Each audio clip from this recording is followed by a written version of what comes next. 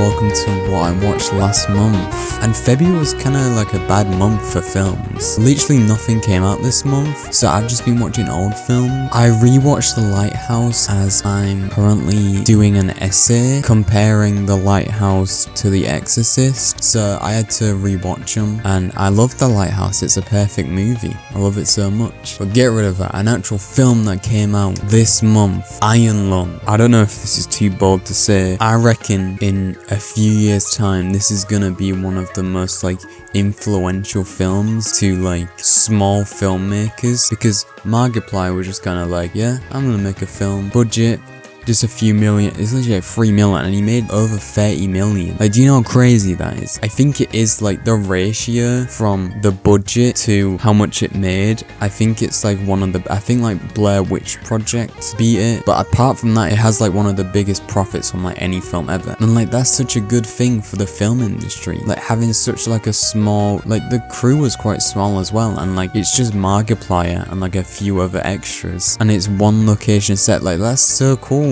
Was the film amazing? No. But was it well made? Yes. And did I enjoy it? Yes. I did almost throw up at a part. Like, there was like a 5-minute scene and just Markiplier like drowning and throwing up blood, and I was like, I can sit through this. And I thought, no, I actually can't sit through this, and I had to leave for 5 minutes. And I thought I was gonna get murdered in the bathroom, because when I walked in, the guy behind me was like big guy, kind of like roadman looking, and I was like, okay, yeah, whatever. I go in the stall because I'm not a weirdo, and when I finish, I still hear him like washing his hands, and I'm like, I'll just wait for him to leave because I don't want to have to like be near him. I'm very socially awkward, and he's just washing his hands, and it's like 30 seconds at most, really. It felt like 5 hours. He's generally washing his hands for so long. Then I thought, what is gonna happen? Like, I genuinely thought it was like a scene from like John Wick or something. I'm gonna open the stall, he's gonna like punch me in the face, I'm gonna have to like battle him or something, and I'm just waiting there. I'm like, I'm gonna miss this film. I want to watch this film. I was a bit nauseous, so maybe that's why I was thinking this. But he's just washing his hands for 10 minutes. Like, genuinely, what I thought he like might have had a stroke and he's just a zombie washing his hands. Like, what is actually going on? But eventually I did leave, and it turns out a different guy was washing his hands, and so yeah, I was an idiot, and I just missed like 10 minutes of the film. And then I got home and I watched Tropic Thunder again. And then after watching one battle after another, and then watching Punch Drunk Love, I was like, okay, it's time for my next Paul Thomas Anderson film. I don't know, just something about Boogie Nights, it just spoke to me. It's pretty much just Pulp Fiction for gay people, so I like it. It's good. I need to watch more films with Philip Seymour Hoffman, because he's so good in just everything. I've been watching like all the Nolan films since I've only watched a few, and the Odyssey's coming out, so I want to watch them all. I had a faint memory of watching Dunkirk in like year 8, like a bit. Didn't remember anything from it, so I was like, yeah, I'll watch this. It's probably good, it's Nolan. But no, this movie is just not good. Like, this does not feel to the standard of like Christopher Nolan. You tell me the same guy who made Interstellar made this. My Letterboxd review was just World War II stock footage. It just looks like that. Do you know he made Interstellar? Then like a few years later, he was like, it's time for my next film. And then he made this. What a joke. Follow me on Letterboxd, by the way. I'd appreciate that. Then I was like, okay, I need something good. And I had just been to the charity shop and got some DVDs. I got Godfather 1 and Godfather 2. Now the thing is, with a good movie, you have to like kind of like plan out when you're gonna watch it, because I can't just be like, oh, what should I watch? Oh yeah, The Godfather. I can't do that. So I had a weekend, nothing to do. So I was like, okay, Saturday I'll watch The Godfather. Sunday I watched The Godfather Part 2, and I watched the first one. It's very good. I did enjoy it. Not the best thing ever, but still pretty good. I love the scene when, I can't say what it is, but it spoils it. When Michael has to kill that guy. That's a perfect scene. I love that scene. Part 2 is good as, sorry, I'm trying to deliver my line, but it's saying, like, my old Vinted account, I'm getting notifications saying someone favorited my hoodie. I haven't used that account in years. Like, whatever. Yeah, Part 2 is, like, arguably as good or better. So I was gonna watch it, and I was just like, I'm so tired. I cannot watch this right now. So I just watched 500 Days of Summer. And I don't like rom-coms, but as I was watching, I was like, okay, maybe the reason I don't like rom-coms is because I've never watched one. Well, I have watched 10 Things I Hate About You, and I thought that was good. And this is good as well. So maybe I do like rom-coms. But yeah, I probably won't watch more because I don't care about them. But no, this was good. It has a good message. Just because you think someone's perfect for you doesn't mean they are, or something like that, I don't know. Then my friend Phil recommended me to watch Hacksaw Ridge. I was weary because I do not think Andrew Garfield is a good actor. Also, I just want to say, The Amazing Spider-Man is a terrible movie. There we go, just got that out of the way. Hacksaw Ridge is just Full Metal Jacket, but if a twink was the main character. Maybe if you have the perspective of not watching Full Metal Jacket, then this is a good movie. It's literally just the same as Full Metal Jacket. Oh, look at this guy in the war, he doesn't want to do any training or whatever. Oh, but then he kind of gets good at it. And then there's just like a montage of people dying at war. And I think there's quite a big difference between showing war and going, this is bad, and then just having a 30-minute montage of just a war. And then it slowly starts to become, okay, we're not actually saying war is bad and we're glorifying this. Because it's genuinely just a 30-minute scene of just war. And then you're thinking, okay, it's the end of that scene. And then it's another 30-minute montage of Andrew Garfield saving these people. I don't care. This is like a long movie. It's over 2 hours. It could have been like an hour 30. I don't know why it's so long. And it's just a copy of Full Metal Jacket, except it's not as good. But I still rated this a 3.5 for some reason. Seems quite generous. Maybe I should change that. And then since Scream 7 is coming out, I was originally gonna watch all of them. And then I watched the first one. I've watched it before. Then I was like, do I really want to watch 6 okay movies? Not really. The first one's like a perfect movie, except from the ending kind of drags on a bit, but it's a perfect movie. And I was gonna go see Scream 7. As of recording today, I would have been watching it right now. I'm not an Israelite, so count me out of that. Not like I'm missing out on much anyway. It'll probably be mid, so no thank you. Memento. Me when I really want to eat a Mento, but I'm also a Neanderthal. Me, Mento. Another one. Am I meant to know what happened in the movie? No. A Clockwork Orange. In my mind, I've watched a lot of Kubrick films, well, at least like half. But then I realized I've only watched 3: Shining, 2001, Full Metal Jacket. So I was like, okay, I probably need to watch more. So Clockwork Orange was number 1 on my list to watch next. This is super duper good. Me and my friend had a discussion about this because he really likes Oldboy and I don't. And I really like A Clockwork Orange and he doesn't. And they're kind of similar in a way, as the main character is kind of evil. Somebody could write an essay on that actually. But my point is, I can't say, but both characters don't really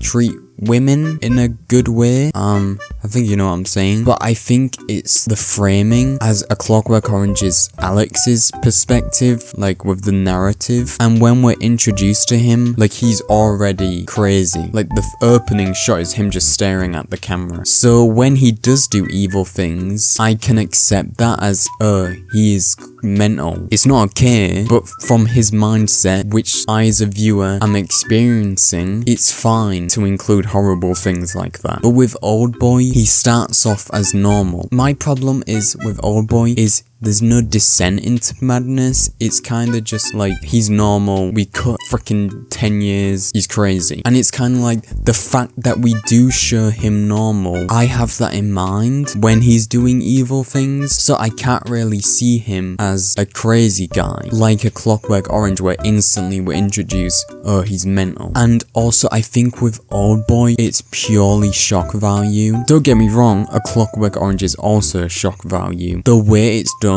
I don't understand with Oldboy, because like the film's tone and like the style, it's so gritty, it's so grey, and it just seems kind of like, he's doing this, look how crazy it is. But with A Clockwork Orange, the tone, it's so like fun, and I think it's the contrast. Like there's all these like nice colours, they're in these fancy outfits, there's like loud music, they're all like laughing and dancing, and then there's the actual act, and I think it's the contrast between that and the fact that he is insane, along with like you're in his mindset, which makes the viewing experience not, this is gross.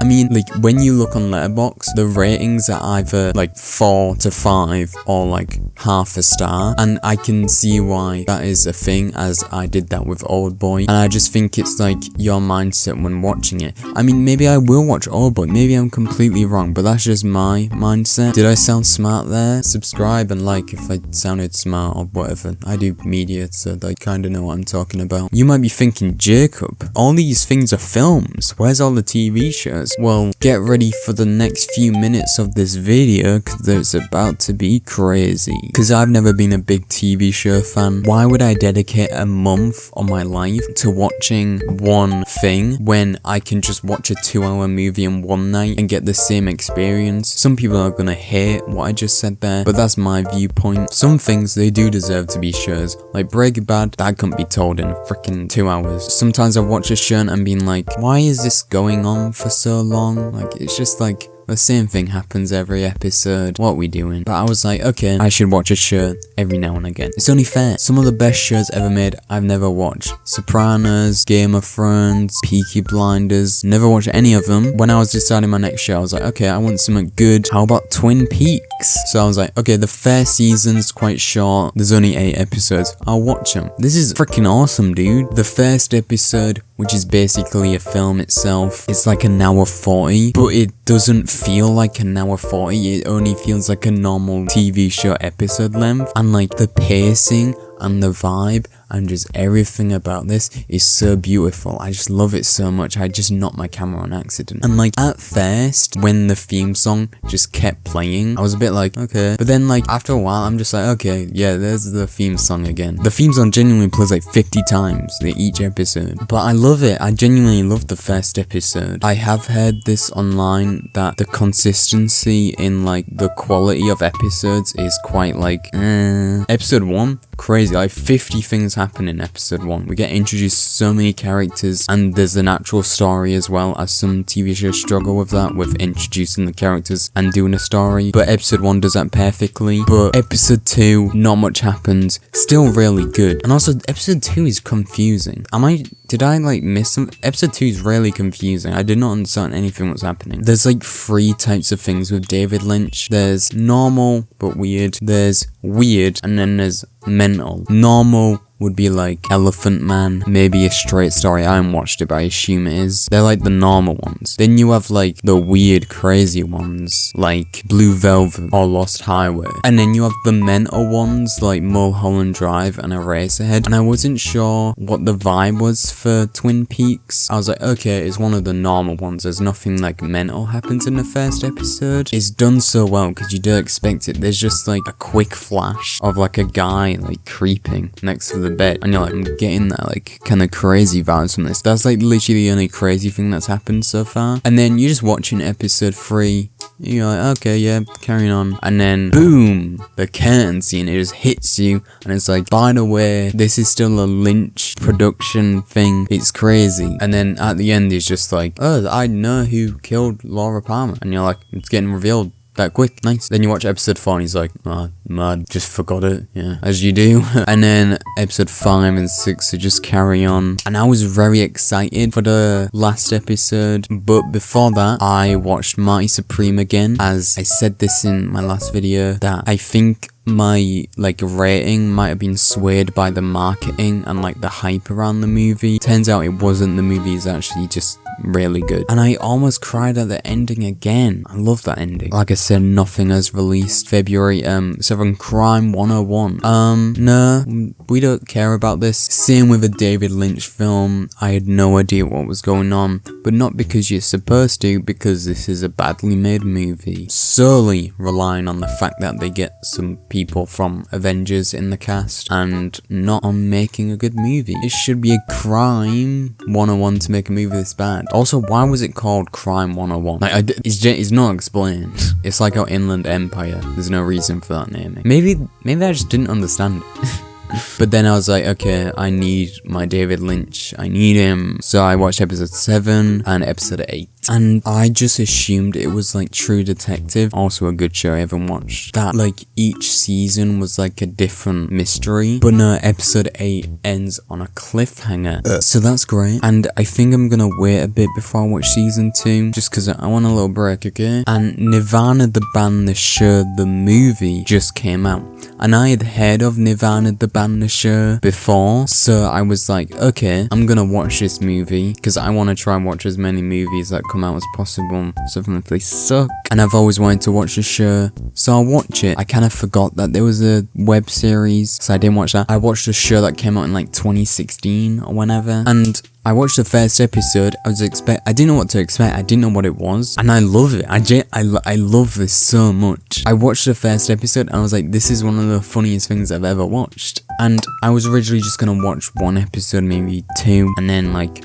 watch a few every day. But after the first episode, I was like, okay, I'll watch the second, and that was one of the funniest things I've ever watched. So I just kind of watched the whole first season. Like, I love it so much. I love that you can't tell what's real and what's fake. For people who don't know, basically these two guys are trying to get a show at this club, and they're like a band called Nirvana the band, and each episode is them trying a different way of getting into the Rivoli. That's the place. But they don't ever think of going, hey, can we play a show? They always do like this elaborate plan. One episode is called The Boy. Basically, they go to a Make-A-Wish hospital. They kidnap a child and take him to like the Canadian Disney World, and their plan is to be nice to the kid so that he makes his wish, because he's a Make-A-Wish kid, his wish for their band to play a show at the Rivoli. And obviously something goes wrong. I'm not gonna say it because it's genuinely the funniest thing ever. I'm pretty sure that episode is staged. I mean, some of it's real, but you can't tell, because like they go out in public, they have like hidden cameras to get like people's reaction. It's the funniest thing ever. You watch it right now. The episodes are only 20 minutes long. Genuinely watch this. I cried of laughter on episode 8. It's that funny. And then I was just kind of like, this is a funny show. So the next day, I just kind of watched the second season. The second season isn't as good as the first, not gonna lie. Episode 7 is very funny as well. So just watch the full thing, it's very good. The episode when they go see Star Wars, so funny. Like, it has become one of my favorite shows. I need to watch the original web series and the film. I'm so annoyed that, why is the film not coming out in UK cinema? It's so annoying. But whatever. If you watched my other video, or what I watched last month in January, then you would have known I didn't go see 28 Years Later, The Burn Table, because my friend is too young. So I watched it the other day, totally legally.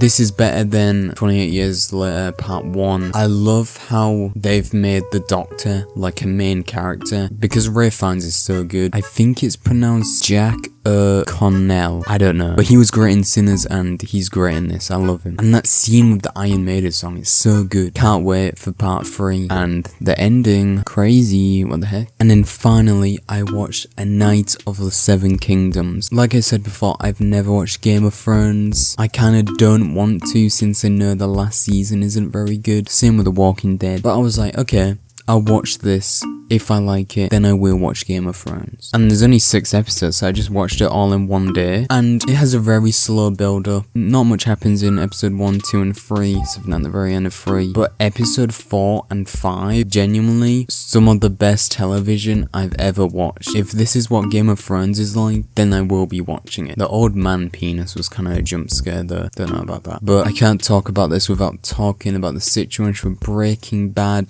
This is probably the cringiest thing. It's the most like Reddit thing I've ever heard of. How are you that much of a negative person that you see something else do good, you have to instantly review bomb it without even watching it, by the way? And as consequence, one of the best episodes of television ever has now been reduced to a 9.5. So I think they got what they deserve. Do I care? No, it's just a made up number, but it's just kind of sad, you know. But oh well, what can you do? Just people on Reddit. So thank you for watching this. I will see you hopefully next month, maybe. Follow me on Letterboxd, it's in the description, and goodbye.